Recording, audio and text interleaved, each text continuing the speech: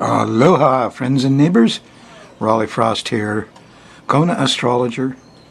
Got an interesting show for you today. We're going to find out where the planets are next week, what's going on in the sky, which oftentimes mirrors what's going on in your life. That's why we call it the sky mirror. There it is. So we're going to do the sky mirror. No fact, it's not causal. That's the idea. It's a mirror. We're going to cover the first week in July, program 1126. And what's going on? Well, one thing is Mercury is opposing Mars. These things happen kind of quick, but in this case, Mercury usually is oftentimes kids, and Mars, of course, can be big brother. So here's a kid annoying his big brother, and I'm like, kid, you could get swatted. There could be angry words here. Yeah, the moon hits this Saturday at noontime, coming right up for you. So don't argue.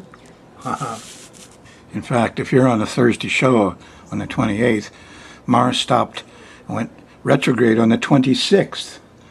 So he's in a rage. You've got to have some impatience and angriness within you, and you'll see it outside you. When it comes up inside you, ask yourself what you're protecting. Mars is a protector. He wants to protect, not get angry like the god of war. So when you're impatient or angry, it's your Mars. Doesn't know how or what, or he's confused. Just keep asking the question, what am I protecting? What am I protecting? What am I protecting? As soon as you see it clear, bang, it's gone. The famous instance was when my fourth son, Michael, was real young. And I was doing this work, and I had this thing here, and I was all intense working on this chart.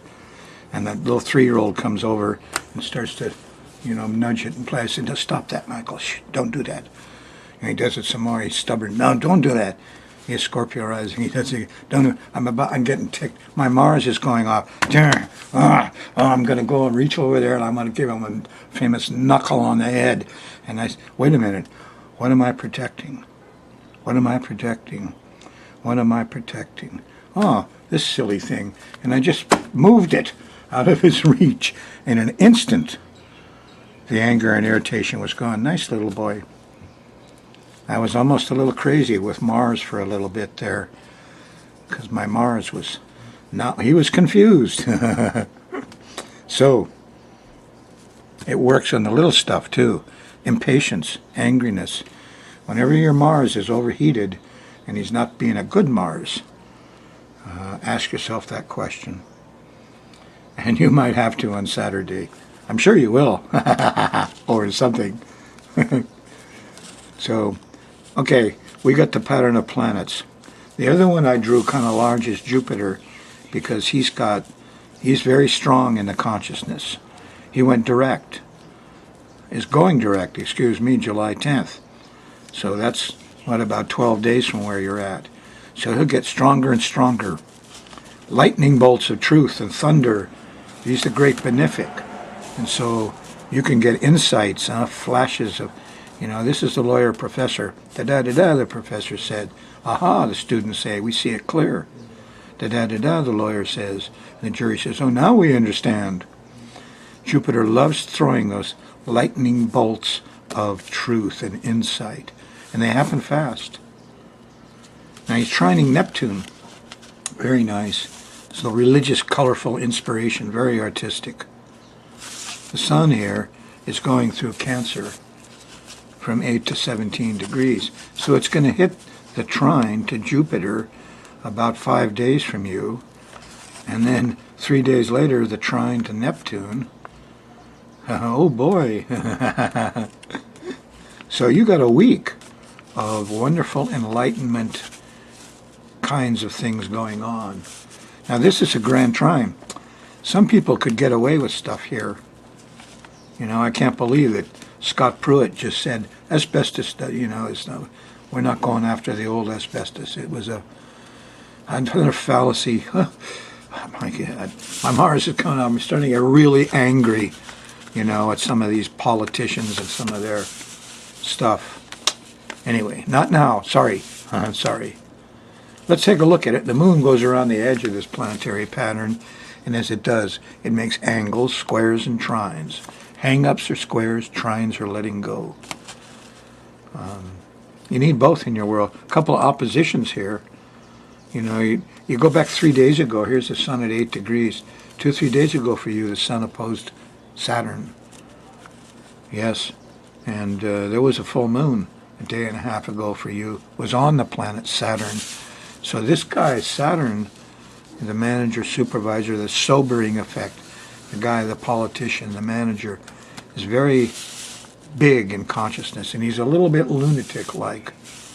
He's overly wobbly. What full moon does is it makes things kind of loony, and so some of the managers and politicians are going to get real shiny big faces and overly emotional, and it's a lunatic. You'll see. You got a whole month of it. It's going to be fun. It's like, but anyway, if you're on a Thursday show, in the morning you had lightning bolts of truth. In the afternoon you had religious, artistic inspiration. And you had discovery Thursday night. If you're watching the show, I hope I'm discovering something for you. We're discovering this is a mirror. And the characters are well known. I mean, we know who these guys are.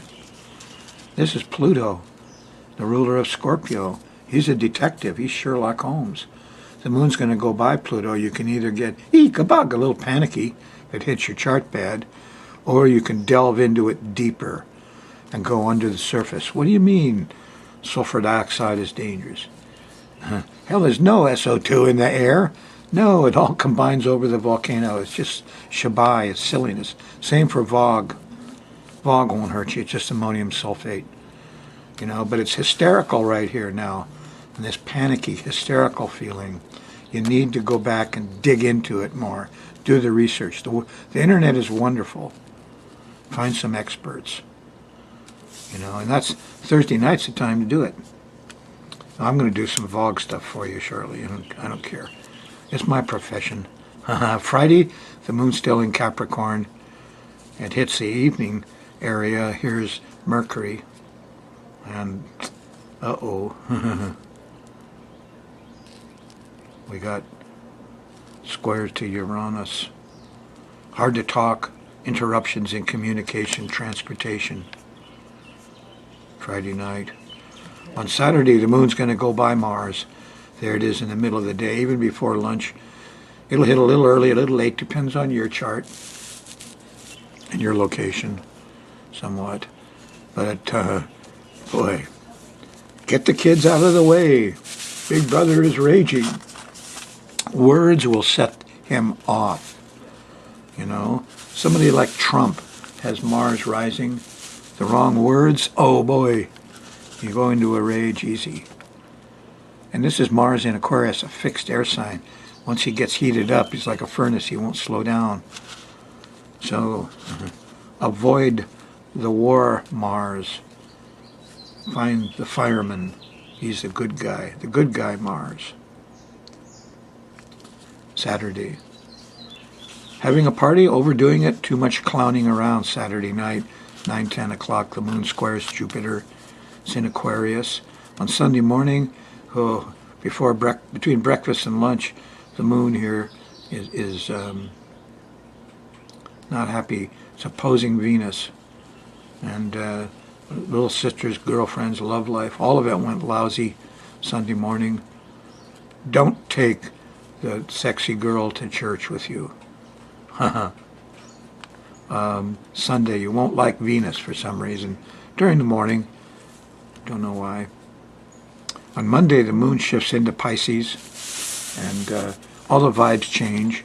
And look, they all go blue. I do blue colors for trines and sextiles, and red colors for squares and oppositions. When you see all these red colors here, you know that this period, from Friday afternoon all the way through Sunday, has got stress and tension and difficulties with it, and fires and anger and fights too. But when you get to here, look at all the blue. These are trines and sextiles. Isn't that nice? Starts Monday morning. A trine to Uranus, brotherhood, technical ability pops up. A sextile, I mean. Yeah, then there's a nice sextile to Saturn. Got organized. Monday afternoon. Reality. Yeah. On Tuesday, the moon's still in Pisces. You're going into the Neptune zone. There's mighty Neptune. Starts with a trine to Jupiter. Truth and wisdom. Study this. The lawyers and professors are out. It hits Neptune after lunch. And there's a dreamy quality to this. Colors and art and music colors get brighter, music gets better, religion, all these unseen things, your knowledge about things that you can't see. That's what Neptune is about. Pisces, rules Pisces. So a lot of deception about it all. People take advantage. I call them doctor, priest, artist, musician. And those guys are all selling you a bunch of stuff that isn't quite what you think. Ha ha ha. But a lot of truth will come out over it all. Maybe the drug thing. Maybe they'll finally get it straight about Roundup. It's not the glyphosate, it's the additives. Discovery happens Tuesday night after you get through with all your inspiration and dreamy qualities. And, Tuesday, late Tuesday night, about midnight. Stay up a little bit. Here's it. Sherlock Holmes has something to tell you. Wednesday, you still feel the nice vibes that happened to you Monday, Tuesday.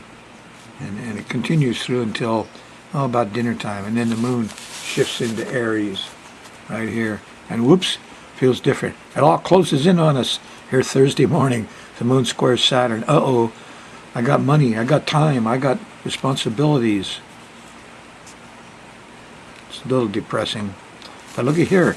In the middle of Thursday, here's Mars and Mercury. And those guys they made up. They're having fun, the kids and Big Brother. There's energy. It's good for sports.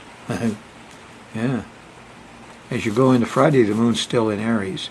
It makes a square to Pluto. You don't like Sherlock Holmes. A sense of panickiness. And is that Pele happening again? July 9th? Doggone it.